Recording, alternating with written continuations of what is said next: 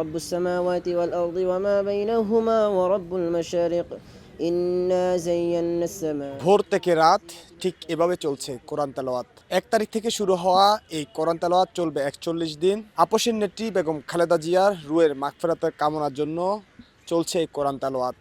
আজকের এই প্রতিবেদনে আমরা জানার চেষ্টা করব কারা করছেন এই কোরআন তেলাওয়াত এবং কেন করছেন।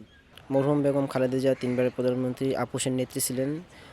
তার ইন্তেকালের পরে আমরা পড়তেছি এই জন্য তার রুহের মাগফিরাতের জন্য আল্লাহ রাব্বুল আলামিন যেন তার হায়াতে জিন্দেগিতে জানা অজানা কবিরা সগীরা যত গুনাহ আছে আল্লাহ রাব্বুল আলামিন তাকে যেন এই কোরআন তেলাওয়াতের মাধ্যমে সকল গুনাহকে মাফ করে দিয়ে তাকে জান্নাতের উচ্চ মাকাম দান করে। আমাদের সাংগঠনিকভাবে কেন্দ্র থেকে 7 দিনের কথা বলা হয়েছে, তবে আবার কথা শুনতেছি 41 দিনও চলতে পারে, এটা আর কি।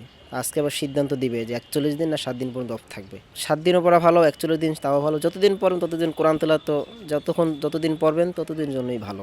না না, এটা কোনো পারিশ্রমিক না, এটা আমাদের নিজের উদ্যোগে আমাদের কেন্দ্র থেকে বলা হয়েছে, মহানগরের দায়িত্বশীল আমাদের মনের আবেগ আমরা পড়তেছি এটা, যে তার রুহের মাগফিরাতের জন্য।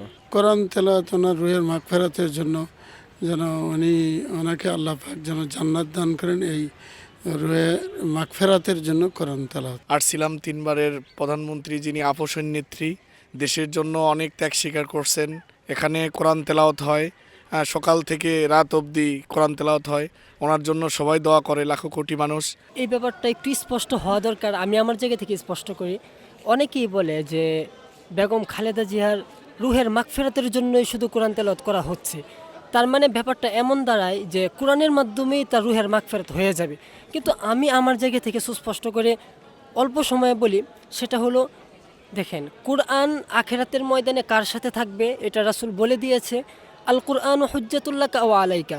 দুনিয়াতে যার সাথে কোরআনের ভালোবাসা থাকবে, আখেরাতে তার সাথে কোরআন থাকবে। আমাদের চেয়ারম্যান সাহেবের পক্ষ থেকে কোরআন তেলাওয়াতের আয়োজনটা করা হয়েছে। আমরা কোরআন তেলাওয়াতটা করছি এই জন্য, যেহেতু আমরা মুসলিম, ঠিক না? আমাদের কোরআন এটিই আমাদের মূলধন। তো কোরআনের মাধ্যমে আমরা আল্লাহ তাআলার কাছে চাই, কোরআনের তেলাওয়াত করতে থাকি এবং দোয়া মাগফিরাত, মানে বিভিন্নভাবেই ওনার জন্য দোয়া হচ্ছে। আল্লাহ তাআলা যেন এই উসিলায় ওনার নাজাতটা করে দেয়। আল্লাহ তাআলা চাইলেই কিন্তু পারেন, কোরআনের মাধ্যমেই হবে ব্যাপারটা এমন না। এটা একটা উসিলা, এই উসিলার মাধ্যমে দোয়া করা হচ্ছে। আল্লাহ তাআলা যদি চান তাহলে আল্লাহ তাআলা এটার উসিলাও একটা মুক্তি দিতে পারেন। আমাদের কোরআন তেলাওয়াত শুরু হয়েছে 1 তারিখ থেকে, তো এটা 41 দিন ধারাবাহিকভাবে চলার কথা।